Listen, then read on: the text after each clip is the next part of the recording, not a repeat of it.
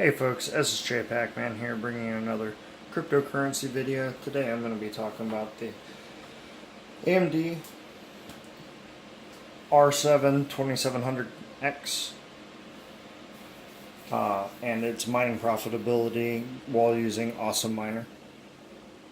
Currently, I'm mining Kryptonite V7 at 89 cents per day, 93 cents per day, which is pretty close to what my 970 gets while mining on Equihash. Right now Equihash is up to 124, but I've seen it as low as 90 cents, so pretty well matches. It just depends on what the Monero and what the Equihash price is. So give you all a little better idea of what this processor gets per day, and this is 5/15/2018. I don't know if y'all can see that at the bottom corner there, but let's go to benchmark.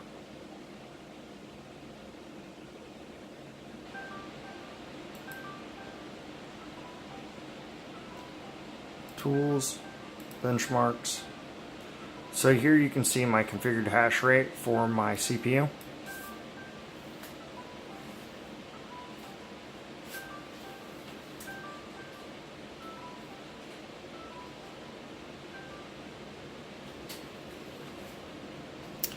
For Blake, the AMD 2700X is getting 36.61 mega hashes. For C11, it's getting 1.02 mega hashes. For Kryptonite regular, 592. That's using XM rig versus Kryptonite miner, or CPU miner rather. 592 for both. Kryptonite Lite 810, Kryptonite V7 610, Decreed 44 mega hashes, Grostel or whatever that one's pronounced as 2.2 mega hashes, Kakak 17.3 mega hashes, Library 11.9 mega hashes, Lyra 2 1.89 mega hashes, Lyra 2 V2 2.37 mega hashes, Lyra 2Z 648 kilohashes, M7M, I'm not sure what that one even is, it's new to me, 331 kilohashes, Myriad, Grostel 3.42 mega hashes, Neoscript rather 62.43 kilohashes,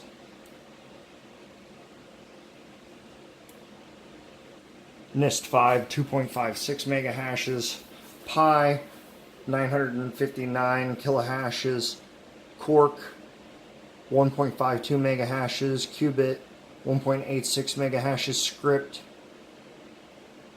101 kilohashes, SHA 3, Kakak 17.7 or 17.17 mega hashes, Skeen 25.69. I was actually mining Skeen all day today. Time Travel 1.38 mega hashes, Tribus 2.3 mega hashes, X11 102 mega hashes, X11 Ghost 763 kilohashes, X13 293 or 209 629 kilohashes, X14 609 kilohashes, X15 574 kilohashes, X16 805 kilohashes, X17 557 kilohashes, Yevon 163 kilohashes, and YesScript 581 or 5.81 kilohashes. My i5 2500K mines YesScript all the time for about the same as it mines Kryptonite, but I've never seen my 2700X mine anything but Kryptonite. So yeah, anyhow, I just wanted to throw that out there so people could have an idea if there was something specific they wanted to mine, and what kind of profitability we're getting on the 2700X. This is the main reason that I bought this CPU. I was really excited about the mining prospect of it.